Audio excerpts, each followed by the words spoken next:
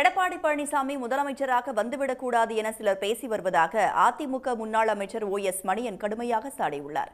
நாகையில் நடந்த அதிமுக கூட்டத்தில் பேசிய அவர் இவ்வாறு தெரிவித்தார். எடப்பாடியார் முதலமைச்சராக வந்துவிடக்கூடாது என்று சில தருதலைகள் ஏதோ பேசிக் கொண்டிருக்கிறது, ஏதேதோ செய்து கொண்டிருக்கிறது. அதை பற்றி கவலைப்படாதீர்கள். நான் கேட்கிற ஒன்றே ஒன்றுதான். நம்முடைய காலிலே ஒரு புறையோடி போச்சு. புறையோடி போன கால டாக்டர் என்ன சொல்றாரு?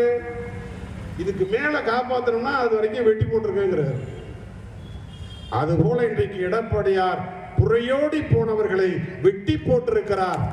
அது சரியான தீர்வு, சரியான மருத்துவம், சரியான அரசியல் பாதை, எடப்பாடியாருடைய பாதை.